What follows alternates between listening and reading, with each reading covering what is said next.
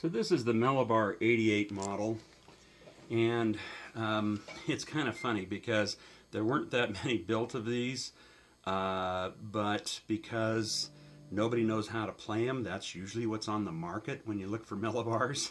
And people look at it going, what in the world is that? And I thought, I'm just going to make a quick video to explain it. So this was, my dad, Walt Smith's creation. He patented it, patented the tilt neck. And the thing that most pros don't understand about Melobar is that Dad wasn't building for them. He was building for beginners, and he was a music teacher. And so, we're talking clear back in the late 20s. And he had gone through, Wahoo had a neat lap steel type system that people did, and he saw that and thought that was great. He was a standard guitar player. He was actually a classical musician. Trained at Berkeley, and so he didn't like how, of course, the old cheap guitars back in the 30s and 40s, dudes, those would really hurt your fingers. You young guys don't know what it was like, and he hated that, and he started playing steel guitar. And of course, because he had such a music background, he just killed it on steel, made it on radio and stuff, playing steel. And he thought, oh, that's the answer, that we need to stop using our fingers and use a bar. And so he wanted to make the simplicity of a lap steel as basically musically proficient as a piano. That was his goal. And so when you see all those early Melobars and stuff, the stuff that was all built back in the 70s, those really were all about that. They were prototypes and prototypes and prototypes. So, and he had like 17 patents. He really went after this with all his life. This was his ambition and goal. And, as pros, we don't get it. We're like, well, just play a standard guitar. What's wrong with it, But this is what he wanted to do, is bring music to the world. And actually, the guys that bought Vox Amplifier came in and made him an offer because he had Pat Boone with a record and that metal acoustic that you guys have probably seen, and with the chords and stuff that you could play. And they said, great, we'll take it, and offered him a bunch of money. And he said, well, I want to improve it. I want to make it better. And the guy that was doing the deal came to him and said, what's wrong with you, Walt? You want to make some money or try to make the whole world know how to play music? And he literally said, I would rather make the whole world play music. So, he had some chops that way.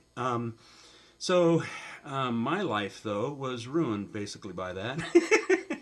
Because when I came along, and Melobar was born the same year basically I was, and so I didn't know anything but this thing. And I had 4 other brothers who were involved, and he fired them during the rock and roll 60s stuff when Mosrite built those Melobars. Sully built a thing with his rock and roll tuning on it and stuff, and then he got in a Jefferson Airplane, got Jimmy Page, Brian Jones. It was pretty amazing what Sully was getting into. Dad was a cowboy that walked in, looked at all the drugs and sex and stuff, and said, I'm out. And he literally fired Selby and shut the whole company down and moved up to Idaho. I'm about 10, so I don't really know what's going on. He then makes an acoustic version. He goes into a big mall. They make a big video thing. They spend a ton of money. But there was problems. People couldn't, a bar, they weren't on pitch, and it drove him crazy because, if you were off pitch, boy, end of the world. So he made a guide for the bar that he patented that went on the outside originally, and it's kind of cool. I'm going to get it, hopefully, where you can see it. See those, camera's not helping me at all, is it? Can you see those little rubber notches sticking up above the strings a little bit? Okay, and you see that black foam, that's a spring. And it moved from the outside to the inside on this, what was this final version, the 88 model. And so literally you could take your bar and take a rank beginner, guy didn't know what was in pitch, and if they put their bar, boom, on that notch, they were right on pitch. Like I said, it started on the outside, and then he moved it between the strings here because he had an idea how he wanted to separate the strings, and then he made it so it'd go up and down. So you still can slide over it. I wish the camera would do a better job.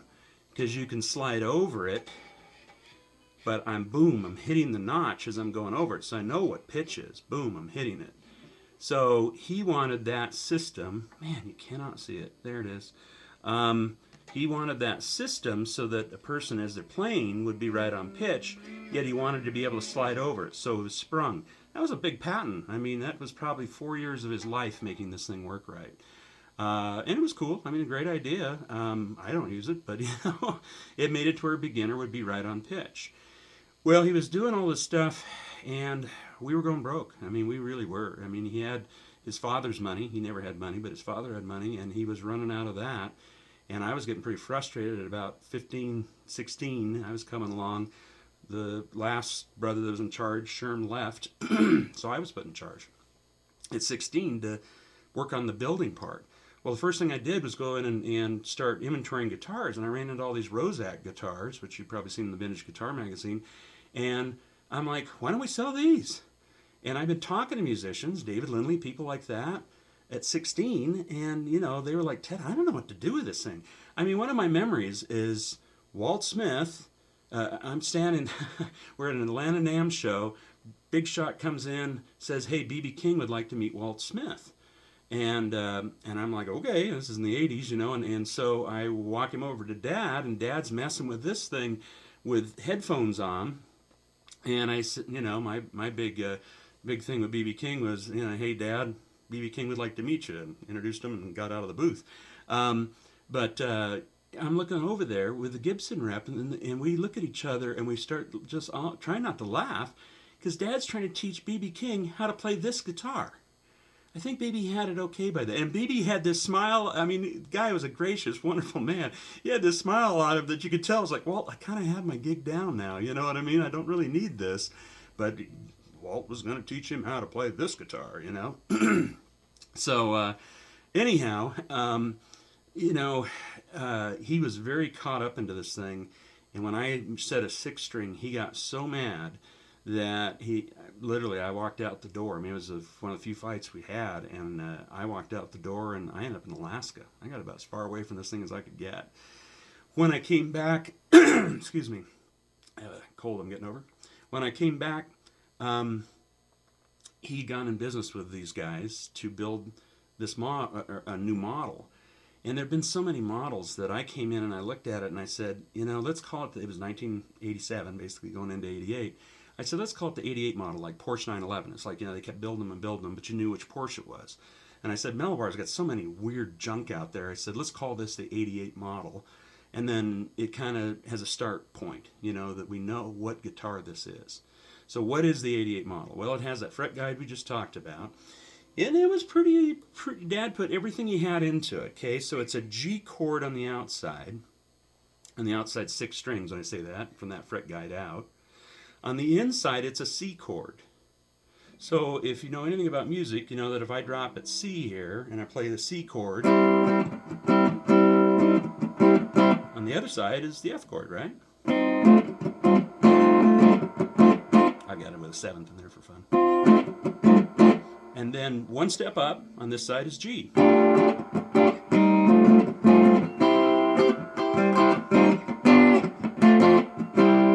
So your 1-4-5 chord pattern is that small move of the bar, and it sounds better than a lap steel going.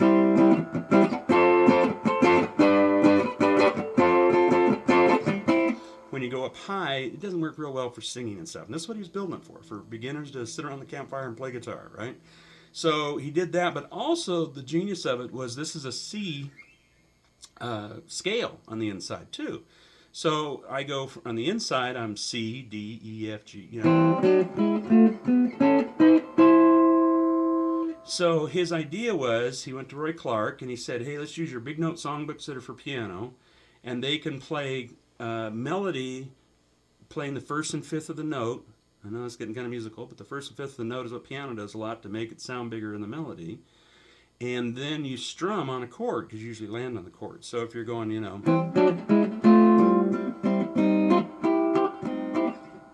don't know, I need a song in front of me.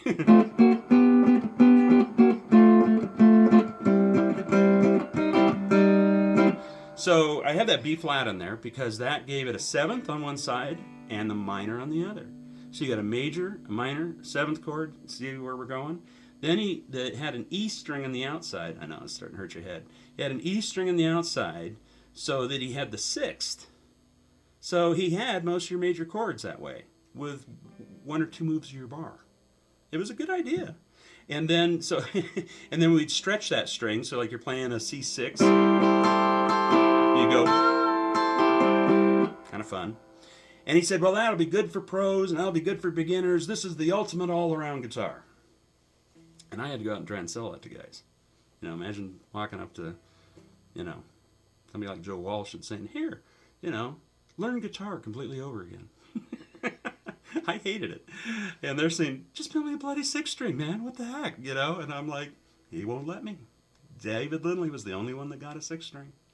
So anyhow, that's the 88 model. And it is kind of, like I say, kind of interesting. He did a video with it. He did a, you know, like I say, Roy Clark was all behind it. Roy really loved it and played it. You know, he used it on stage and stuff. And it, you know, had kind of the basics. You're going to get some literature maybe if you have an 88 model. It shows how you play C, F, and G with one move of the bar. And see how young I look in that, huh? Young and dumb. And then here's his instructions. I mean, he put everything in here. It was nuts.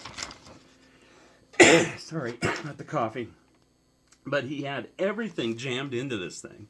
Where, I mean, yeah, if you were a real music student, you could get through that. But, and then these were $1,000 in 1980. And of course, you know, we were still playing with the pros, because what happened was when he started and pros weren't playing it, then the beginner would say, well, you know, if it's so great, why isn't a pro playing it? So we had to go into the pro market some, is what started the whole Power Slide series, right, with the V and the Explorer bodies. And that was the part that I really enjoyed. But we still had 10-string guitars. And then guys were saying, well, I can't get in the right position. It was heavy, and of course women didn't like it. So he patented this, which is a foam body. That'll blow your mind, huh? And it actually works great. I mean, it's light, it's comfortable. You know, it was really for Buddy Emmons was one of the guys I remember saying to Dad, you know, I can't get in the claw position with this. And that was because the heavy bodies would fall down. Well, with this, you could jam it around any way you did. And he and Jeff Newman did a video, and they just took the bodies off, just played the necks, you know. But that's the 88 model. Now, with all that said, in due respect to, you know, Dad was you know, that's, Guitar Player Magazine did an article on him called The Basement Genius when he died. And I think it's because they were all musicians and they understood, wow, that's a lot of music packed into those 10 strings on that thing, and a lot of invention and a lot of really genius invention. It's just that the public didn't get it. You know, it's kind of like the Tucker car or something, you know. I mean, the public didn't get it. And so, unfortunately, you know, this 88 model is released, 89. I was working at another company, but they kept calling me to, you know, come back and help market. I, you know, went down to a NAMM show with it. Absolute flop.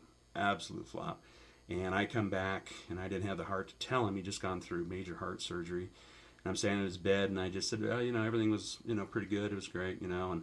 And I leave to go talk to the accountant and go, now what do we do? We're broke, and this thing's, you know, not working. And Mom calls me, and he's had a major heart attack and died. So, I mean, that was it. This is like his ultimate, and it ended. And, you know, I guess thankfully he didn't see it fail. I take over, I'm given the company by the brothers and the mother, you know, you've got to take over and make it go because Mom doesn't have a way to make a living without it. You know, I just bit into it as hard as I could and went, okay, fine. Then I get to run it my way, which was tough because, I mean, it was his company, you know. And I said, but if I'm going to run it my way, it's going to be a whole different company. I said, it's going to build 6-string guitars. It's going to ask musicians what they want, players. That's who I like to build for, players. Not beginners who don't know anything about music. And, you know, they reinvented the company, really, because all I did, and all I've ever done, is just build what people say they want. So that's what I did. What do we do with an 88 model if we have one? Well, those are George LE 66 pickups. You heard it. It's pretty good sounding. It's actually kind of comfortable. And I built one for myself. It's funny that Joe Walsh, years ago, got an early beginner model. And I found out, and I got a hold of his tech and say, tell him I'll build him whatever he wants. that's a really cheap beginner model. Well, it had a Bill Lawrence 705 pickup on it. So, I mean, yeah, the keys were cheap and stuff like that on that model, but, you know, it still was a good guitar. It had good sound. Everything Dad built had good sound. And Joe won't get rid of it. He won't let me trade him out. He said, I dig the sound. Leave me alone. Well, it was this. I built like 6 of these with a stained neck. And so I saw one come up on eBay, and I pinged the guy and said, hey, you know, I'm going to buy that. Same thing. Joe's has a foam body. I've never seen him play it anywhere. But you know what I did is I said, I love the pickup, love the guitar. I'm not playing a 10-string, guys. Even though it's got 10 tuners, forget it. So I made a 6-string out of it. And I put a little thing to Dad, an epitaph on there that says Dad would be screaming, because he would be if he saw this guitar. But you know something? This one I can play. And even though this has the pickup slightly forward, you know, from the bridge, because it was a beginner's guitar, it's going to be more mellow. I mean, it'll still kill. Love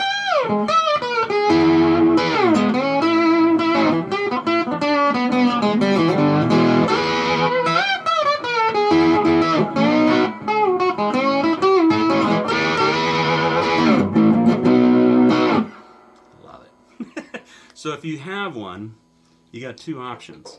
You either give it to a beginner, an 88 model, and teach them how to play G, C, and D, and it's cool. And maybe that'll be great for them. Or if you want to play it as a player, you're going to have to strip it down. Probably put new nut and bridge on it. Keep the old components, because maybe they'll be worth something as a history. And make it a 6-string and go tear it up, because they will tear it up. A lot of them have those Bill Lawrence pickups on them, and you know, the pickups were $200.